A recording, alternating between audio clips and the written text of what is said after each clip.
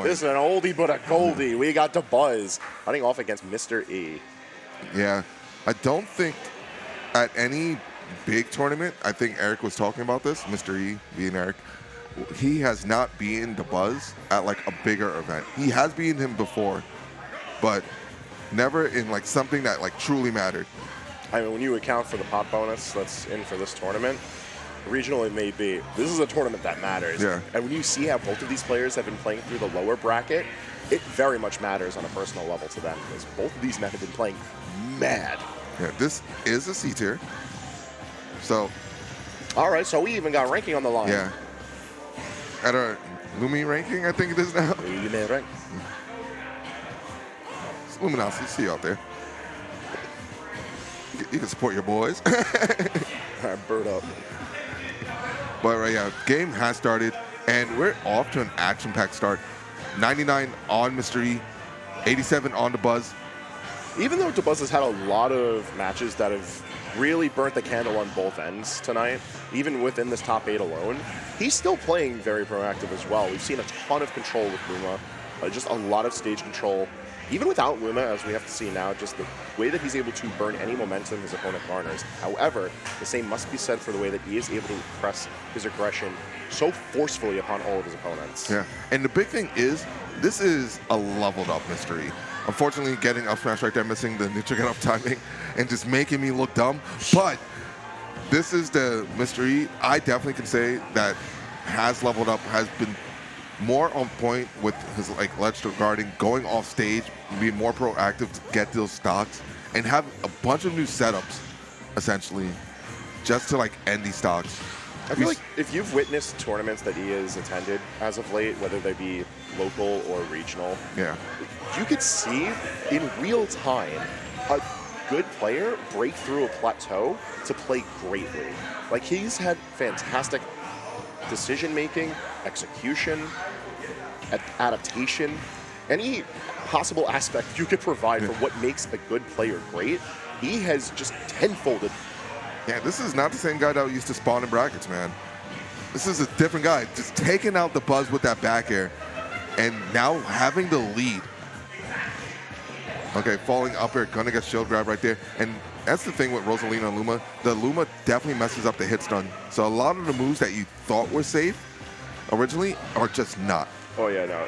Luma is such a large spanner in the works for a lot of combos. You have to consider a lot of things when you hit Luma at all. Yeah. First and foremost, you have to consider the fact that you're not hitting your main target. Like, yes, you can make it an active part of your game plan to just fish Luma out of there, get him gone, just like E did. But on top of that, you also have to consider that a lot of your combos may not work quite as well. Worrying about staling moves against Luma is a big deal, and on top of that, Dabuz positioning Luma in a specific manner so that he can then punish accordingly is one of the many layers of his own game plan. Yeah. And what's cool right there is, okay, Dabuz taking the up smash right there, yeah, just catching him whiffing. So the big thing here is you've seen Dabuz like playing defensive play. Luma is on a timer after you take Luma out. So you've seen Dabuz playing highly defensive the second he loses Luma. And it's like, okay, time to play a bit more in the corner, and oh my god, that was a nice setup right there. Yo, I was saying this off stream for like the longest while watching over Dabuz's matches. Yeah. His puppetry of Luma tonight has been sublime. The way that he's able to just work off the tiniest of hits that Luma puts and just be in position. He just has a setup ready. He is so well studied when it comes to how to utilize Rosalina's tools. And you love puppet characters. You played Carl on Blaze Blue. It's true. Yeah. Shouts. Blaze Blue, not that evil this year, but that's my favorite artist this game. It's game. definitely in the corner somewhere. Oh, that better be the announcement this weekend. But no, for real, like puppet characters, especially in a platform fighter like Smash, it's tough because you have so many things going on. But of course, you have to worry about the puppets here. Thundercats. Oh! He lines it up perfectly spaced. That was a great job right there. Yeah. And especially so when you saw how he was positioned so that he could try to fend off Luma if it was going to be a traditional recovery. Yeah. He saw his opportunity to punish a mid-stage landing, and he just took it. Yeah, no, he definitely was prepared for it because you saw most players would like try to opt for the ledge and overshoot there, and that's how Dabuz gets away with that, like as a mix-up, because a lot They're like, oh, So many people don't realize that you can puppet Luma while you're in your up B. Yeah, no, and it's even more crazy because the fact that he gets to do it and he gets to do like almost any tilt out of it, but because Luma was so far away from it also because she was stuck at ledge. Right. Mr. E just knew like he had the time to get that. It was a golden opportunity, and he took that opportunity. Dabuz is hovering Sora, and we know the Sora is very well practiced, but Reggie, how you feeling about this pick? So, I was playing friendlies with him. Okay. Playing friendlies with him. I was playing against the Rosa. The Rosa, we were going back, close games, back and forth. Sora kind of messed me up. His Sora is legit. Sora, not the same one we've seen in the beginning when Sora came out, when we had the Sora counter. No, of his own admission, Sora is a character that is best cooked for weeks and months at a time. Yeah. Like, dedication needs to be put to that character. If we see it come out in tonight's bracket, I wouldn't be especially surprised. Yeah. But given how effective the Luma has been, it coupled in with its typical dynamic partner of Alf, I'm sure is more than enough for Dabuz. But he's going to have to start proving it as Game 2 brings us to Hollow Bastion on his counter pick. Yeah, I definitely don't think the Alf is the thing. No, not here. It's not the wave, but I'm a firm believer in the Rosa. Yeah. But Eric, from my understanding, not the best against. Oh, okay. Definitely too far away. Oh, but definitely not the best against Sora. Has lost to DTP recently. Has lost to several other Soras. We have quite a lot of them on Long Island, and when he pops out to the locals, like, he gets an opportunity to grind that matchup. Yeah. So another unorthodox matchup, mind you, but I can see the loss. Yeah. Happening. Yeah, I see the vision. I see it, but at the same time, like, Dabuz been playing like a man possessed once he entered the lower bracket, so I am more than certain that he can make it happen here. Well, especially when you consider just the solo platform of Hollow Bastion. Yeah. It's so easy to defend center stage. And even with Luma in tow, be able to pressure the ledge without being in a position to really get punished in a meaningful manner from Lucina.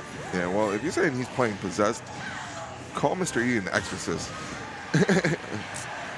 All right, you got it. So, because he is oh, you know me. I got the quips on deck. All right, just able to go to ledge and just a fastball pass. It definitely feels like, I know Dabuz has been playing multiple games, just not as like practice as we once before. Even then, I still feel like he's had very solid no, he still execution. feels super strong, but it's the little minor stuff that you saw the Buzz like hit or like consistently all the time. Yeah, you know what it is? I'm noticing that, like, when it comes to the micro of playing Rosa, his execution is still fantastic, and he still clearly has a lot of good ideas for on-the-fly reactions with stuff that would otherwise take you a long time to just prepare. Yeah. When it comes to the macro, though, the play's a little bit more sloppy. We're seeing him give a little bit too much respect to the space that Lucina can control, and maybe misposition himself on where he wants to be on the stage. But as of this stock, I'm not seeing any of this. He is just playing this out fantastically, and he has not had an opportunity to swing on him. Oh, no. No, he has not. Okay. And Mr. E just calling out in there. And that's, he's trying. Oh, yeah. No, he's dying. He ain't flying. No, sir. Now, you brought this up in Game 1, how typically once Luma is out of the picture, we see the defensive play from Dabuz. But one thing that I like about how he's adjusted this game plan is that, yes, he's keeping his space. Yes, he's biding his time for Luma to respawn. But he's also swinging at his opponent. I feel like this is a more modern adaptation when it comes to his Rosa play. But he is very willing to swing if it means his opponent has to waste their time to get back on stage. Yeah, no. If he has the opportunity to, like, put you off stage, be sure he's going to take it. Oh, yeah. Because you have to consider, yeah, you may not take a lot of damage, but you have to waste your time getting to the ledge. You have to waste your time getting yourself into position to safely get off the ledge. That's all time for Luma to come right on back. Okay, that's definitely not going to take it. Rosa is a light character, but that's definitely not it. Oh. Spot dodge, dolphin slash. Yeah, no, it's sloppy. And that's the thing that he has been doing a lot of more recently. He would definitely love Street Fighter. Oh, yeah, for real. The wake-up DP lives on strong in this man. And I feel like I've actually been seeing it more recently from him. While it's a fairly typical habit, Yeah, no, it worked well enough in that previous stock, but not enough there. Up smash gets it done, and we have the 1-1 count. Good job to Dabuz making the adaptations right there. I feel like Stage had a very heavy hand in how Dabuz was able to control his space. I'm curious to see if his counter pick ends up levying a lot of that pressure. Yeah, I think this is definitely one of those matchups where at first, when they first started playing each other, they probably didn't care about stages. Now, we're definitely it's seeing life or death. It's life or now death, we're man. seeing the banned stages. They're probably going to use the DSR system too. It's like, Oh, yeah, it's modified DSR for Alpha 6. So 3 bans, modified DSR. there's with That's 9 maps on the board, like Yeah, you got a that's a lot lot of of bans. Yeah, you got a lot of space to burn across 5 games. Which, speaking of, we have not gotten a game 5 yet in this top 8. Not yet. No, it's been a murder house. Yeah, 3 1s, 3 0s. Everyone wants to get out of here. You might jinx it right now. I think this is the one. I think if we're going to see it, it would be out of this set. But let me be proven wrong. Let me see the pendulum swing. Yeah, Eric loves game 5s. Take that as you will. He's the kind of player who does play well under pressure, I find. Like, if he gets himself into that right groove. Well, they're not about this, though. What happened? Nah. This song sucked. I can't even hear which one they chose. Ryu. Hey. Oh, damn. They for real said, put up the arcade. You put the quarter in the arcade cab and just walk away. Mom said, different store. Yeah, no, it's time to go. It's time to go. We're going to a different store.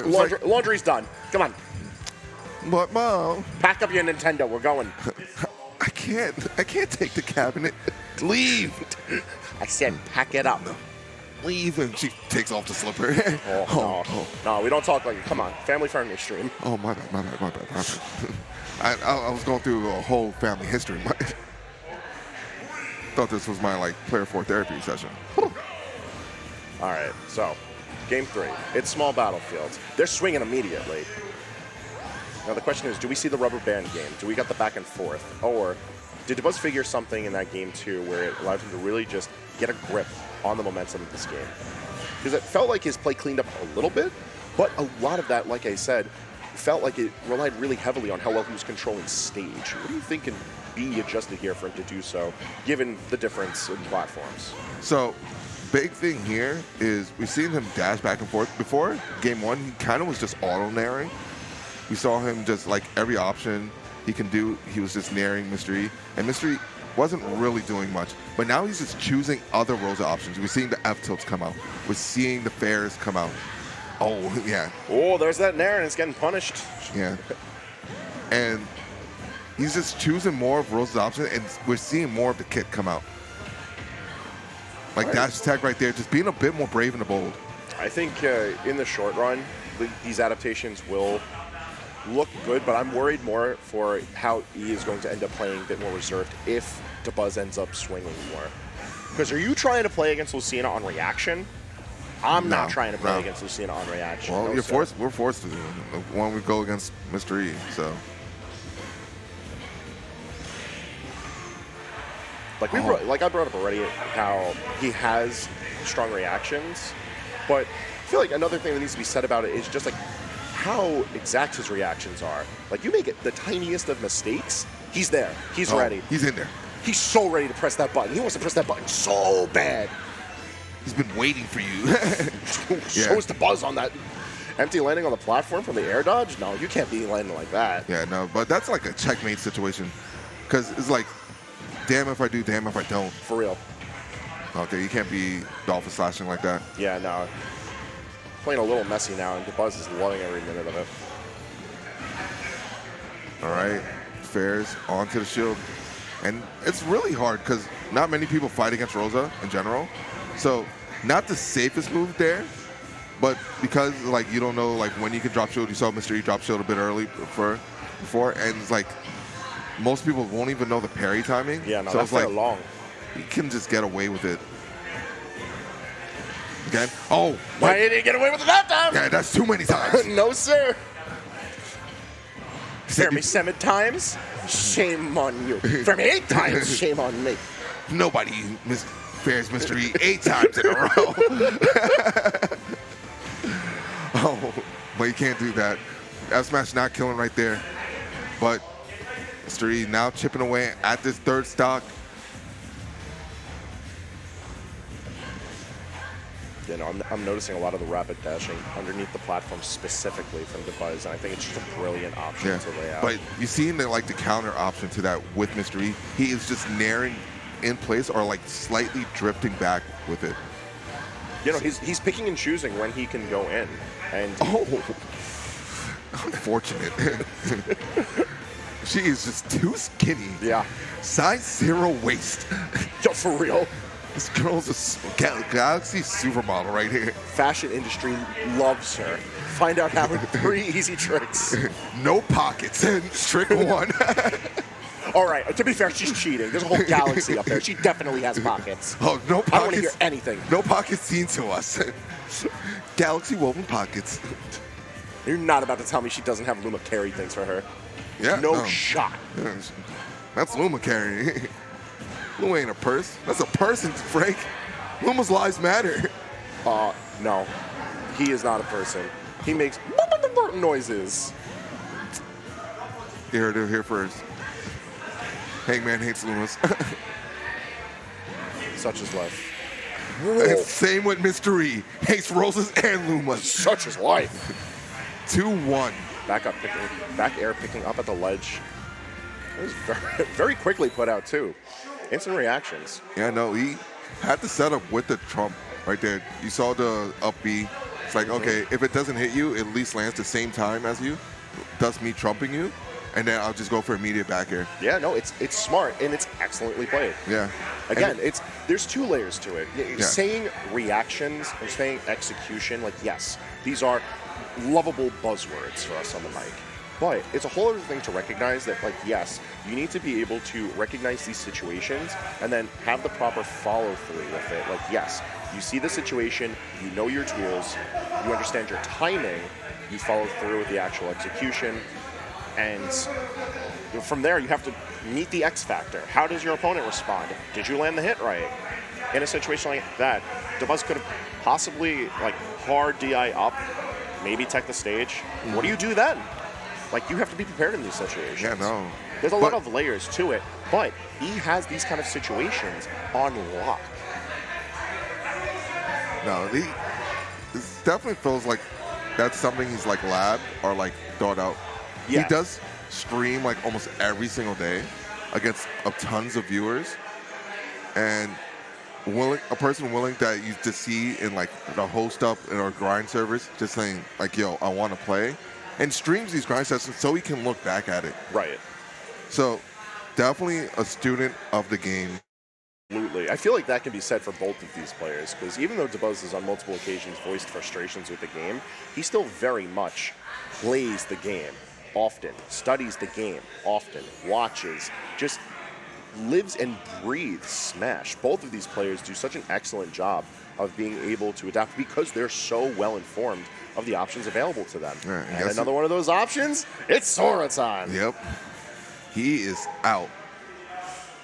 All right, so whole new ball game now. Different combo game, way more options off stage, and a whole different set dynamic between these two characters. How do you feel he's going to be navigating through Sora? Because right now he's cruising. So it could definitely take him by surprise. I know if he's not prepped for it mentally, then it's like, okay. But I don't know, Mance is looking pretty prepped. He's kind of prepped. He's like Batman prepped right now. For real. Is Lucina's belt right there? Utility belt. She has all the answers. Yeah. Just saves the day with her Bat Fire emblem. Yeah. And for Sora in general, this is where it kind of gets hard. Sora, like playing on a deficit, can not the best approach tools. He does have like Fireball and some nairs, but he's playing against like a character with a sword also. Yeah, when you consider like the value of Sora's disjoint, it's usually in the same conversation of him being a floaty pseudo zoning character. But you have a character who's a premier zone breaker a disjoint of her own, doesn't really have to respect the Keyblade, and also doesn't really have to pay much mind to any of the spells available to Sora. Yeah, like a great anime character, just not caring. Okay, we're seeing at fair out of the hit stun, and going off against Sora. Not many like people in general just It's fight certainly Sora's bold, on stage. but, Yeah, but like we said earlier, like he has plenty of practice against this character, even just exclusively talking about how much he fights the character at locals.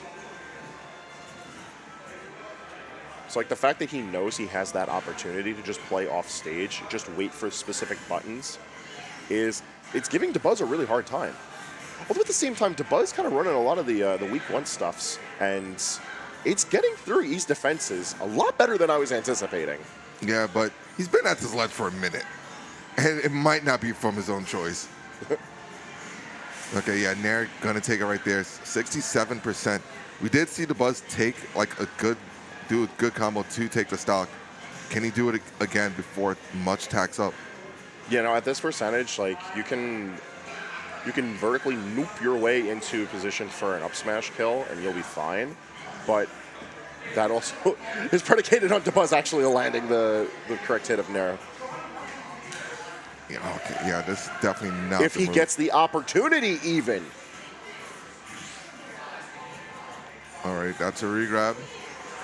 Yeah, and he knows. Yeah, he was waiting. Oh, The downwards air dodge. I've never seen that option selected out of the up tilt situation right there. That's really clever, though. Yeah. Because you know the typical option is going to be up tilt if it doesn't kill, up smash if it could kill. Just don't be there for either. Yeah, who told him that? All right. In the hot seat, Yeah. it's Sora with Rage. Plenty of combo opportunity here, but E does not have to put in a lot of work to just swat Sora out of the sky. All right. Oh, F tilt. Falling up here, not going to do it. Oh, no! All right, Dabuz has the second lease on life here, and is given the opportunity for another combo, but down air sends him soaring outwards. Raising with Blizzaga from the ledge? Yeah. Typical.